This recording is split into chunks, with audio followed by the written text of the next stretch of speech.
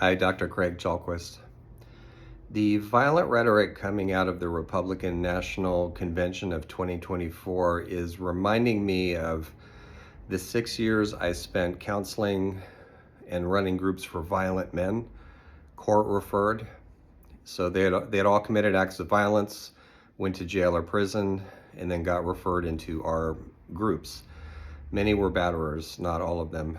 Some were in for assault and battery and other kinds of crimes, but there was a power and control wheel that we used. It's a diagram that was created by researchers in Duluth, Minnesota in the 1980s. And since then, this diagram has been duplicated countless times. It's been modified for different populations. But a lot of it, the essence of it has stood the test of time. And what the diagram shows is typical behaviors of abusive men toward women. And the diagram actually came from researchers talking to battered women about what it was like to be abused by men. And so when you read through the diagram, and if you look up Duluth Power and Control Wheel online, you'll see it. There's copies of it online. But it's things like controlling women through finances and economics, for instance, gaslighting, intimidation, threats, implied and actually stated, violence, isolation, things like that. So there are so many parallels between politics on the right, in particular in this country, and the dynamics of how men abuse women that I wanted to highlight one of them as an example. So in our groups, we often talk to the men about the ways in which they make both explicitly stated threats of violence and also implied threats of violence. And so especially the more sneaky among the men, often wouldn't come right out and say, "I will shoot you," or "I will beat you," or whatever. They would do something else like this. "You don't want to make me angry." Or, "Yeah, you just wait and see what happens if you do that." Things like that, right? Violent threats, but done by implication. So one of the themes of the Republican National Convention is vengeance. And they're even using that word. We're back with a vengeance. And they're repeating words like retaliation, retribution, things like that, right? Particularly their favorite guy, Trump. He does it all the time.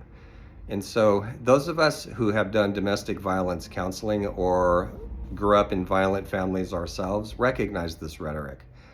And no amount of trying to rationalize it away is convincing, because especially for those of us who grew up with it, but also those of us who have seen many examples of violent men controlling women, this is one of the most common characteristics. So these are threats. There's just no way around interpreting it that way unless people want to lie to themselves or each other. So it's important to understand that one of the political parties in this country is trying to operate on the basis of making threats. And this is for a couple of reasons. One is to rally up like-minded, threatening, violent people to get them under their roof, under their tent roof. But another reason is to intimidate the victims, or in this case, to intimidate an entire electorate.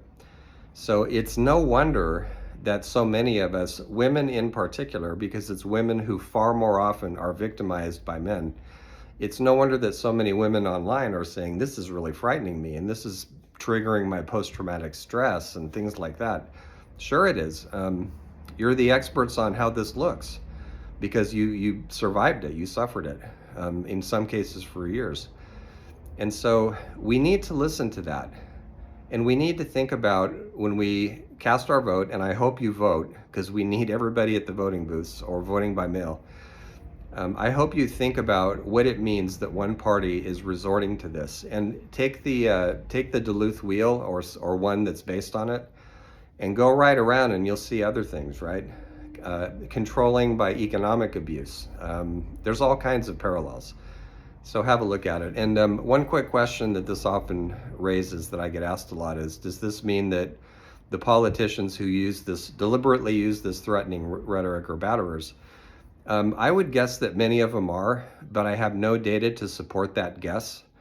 And the reason is pretty obvious. So imagine, let's say, a congressman beats the tar out of his family. A neighbor calls the police arrive. The congressman says, "Do you have any idea who I am?" And the police go away. That's how it works, right? There have been stories of anti-abortion Republicans being, it's unearthed that they are demanding that their mistresses get abortions. So that's pretty commonly reported news. But as far as the battery part goes, I haven't heard much, but I would be very much surprised if it wasn't there. So these kinds of so-called values are actually, they're not family values, they're batterer values, they're power and control values. That's what this party has come to stand for, and I hope that that's totally clear. Thanks.